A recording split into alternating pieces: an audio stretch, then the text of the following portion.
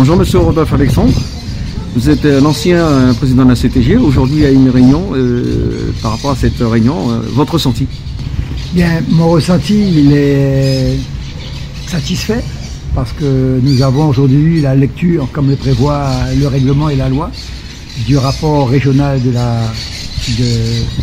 la Chambre régionale des comptes, et ce rapport fait, on va dire, un bilan objectif, comptable, financier de la situation de la collectivité territoriale. Donc nous sommes aujourd'hui une collectivité qui a été bien gérée pendant les 6 ans de notre mandature. Nous laissons plus de 47 millions de capacité d'autofinancement. Nous avons réglé les problèmes du déficit du Conseil général, ainsi que l'emprunt toxique de la région de l'époque.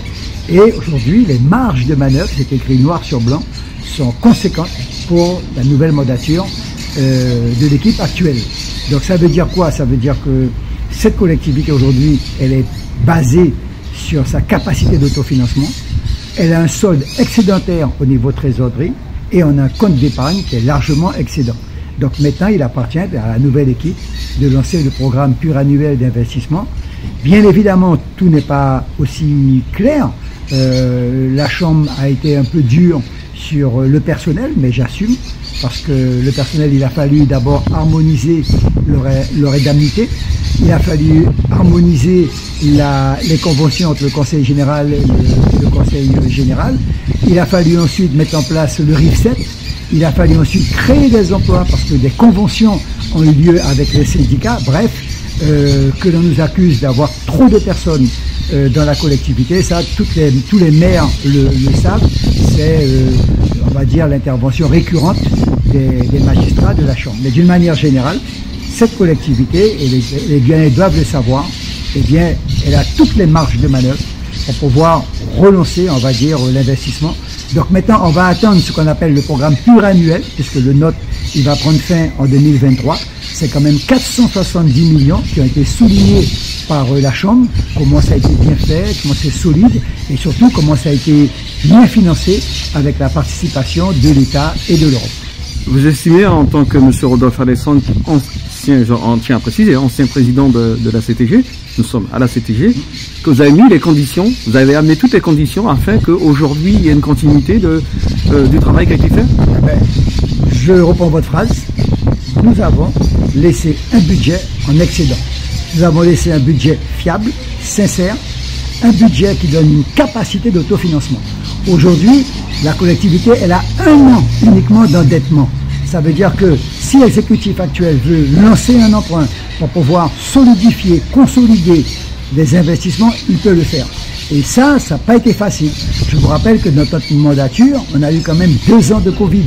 D'accord? Alors bien évidemment, je dois remercier le peuple de Guyane avec les accords de Guyane qui en 2017 nous ont permis de lancer une part d'investissement, notamment sur les lycées et les collèges.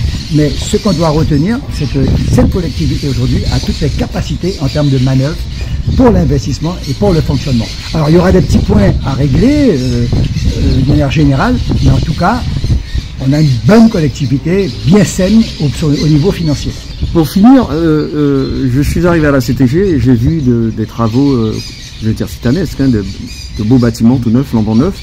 Donc il y a un gros regroupement, si je me trompe, hein, peut-être que vous pourrez m'aider à bien nous situer là-dessus. Je pense que vous êtes à l'origine de tous ces travaux et aujourd'hui nous avons ce qu'il faut hein, en outils pour pouvoir travailler avec le personnel qui on disait en trop peut-être aujourd'hui, avec tous les bâtiments qui sont là, avec je veux dire les locaux en question qui peut-être manquaient aujourd'hui sont là, permet de faire un travail beaucoup plus conséquent et beaucoup plus pertinent. Tout à fait. Eh bien, ce bâtiment, c'est Antoine Caram qui l'a réalisé. À l'époque, il y avait à peine 200 personnes travaillant à la CTG. Aujourd'hui, il y en a environ 3000. Et ici, avec les 4 bâtiments qu'on a construits, nous avons pratiquement près de 1000 personnes qui y travaillent. Ce qui est important, c'est qu'on a voulu recentraliser, c'est-à-dire que là, vous avez le service Europe, vous avez le service ressources humaines, le service investissement, équipement, aménagement, et vous avez les services techniques, qui fait que lorsqu'une personne rentre ici, eh bien, elle a toute l'information globale au niveau de la collectivité. On n'a plus à aller comme avant à la Palmis, à Jean-Martial ou autre. Donc ce qui fait que ce pôle, c'est la qualité de travail la qualité de méthodologie du service. Vous voyez, on a agrandi le parking, on a même fait des terrains de sport pour ceux qui veulent rester plus longtemps, il y a même des douches, etc. Donc, le premier élément était de donner au personnel de la collectivité, parce que ce sont des cadres de la Guyane, ce sont des personnes qui travaillent pour la Guyane.